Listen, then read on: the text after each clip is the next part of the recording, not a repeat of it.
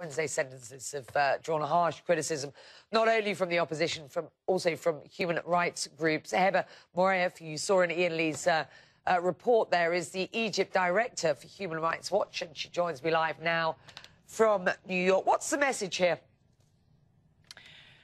Well, I think the protest law, the fact that a peaceful protest was broken up last Tuesday, the fact that, in fact, just in the last hour, a very well-known activist, Ala Abdel Fattah, was arrested from his home on charges of organizing a protest. I think the message here from the police is the age of protest is over as far as they're concerned, and they plan to use this law to crack down even further on protests in the way they've of course, been doing with the Muslim Brotherhood over the last few months.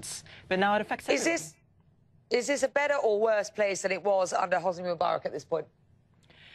Look, under Hosni Mubarak, we never saw 14 young women sentenced to 11 years imprisonment for having participated in a peaceful protest. Oh, but the Muslim Brotherhood suffered. Come on, I mean, with respect. No, of course they did. Of course they did. There was a mass crack. You know, the Muslim Brotherhood, there were cyclical arrests. There would be 2,000 arrested before the 2005 elections. Before the 2000 elections, there were 1,500 arrested. But this kind of sentence is taking it to a whole new level of repression. Yeah. Now, look, the police in Egypt never really changed. I mean, the deep state didn't go away. They were slightly on the defensive, slightly cautious in the last couple of years. And right now, what they have is free reign, and far more so than they had in the later Mubarak years.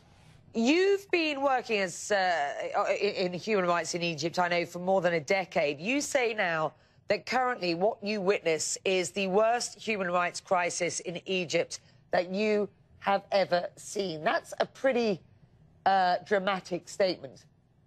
It's a statement that's backed up by the numbers. Well, it's a statement that's backed up by the numbers. We've never seen these kinds of killings from security services like what we've seen over the last 3 months. So over 1,300 people killed in the context of protests. Not only that, I mean, the battle for accountability is always a long-term one, but what we have now is state denial of any wrongdoing on the part of security services.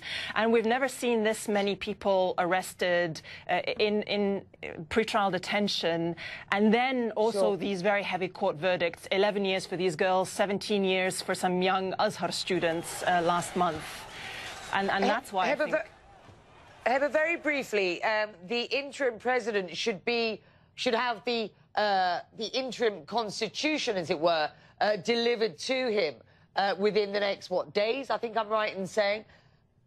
Do we have any sense of what that constitution will say, and any sense of how politics will look in Egypt going forward? There's been very little transparency around the constitution drafting process. We're still waiting for that final draft, which, you know, they have a deadline of December 3rd to actually put that out. We think there may be some partial improvement on some of the rights provisions. On other issues, such as military trials of civilians, obviously no progress.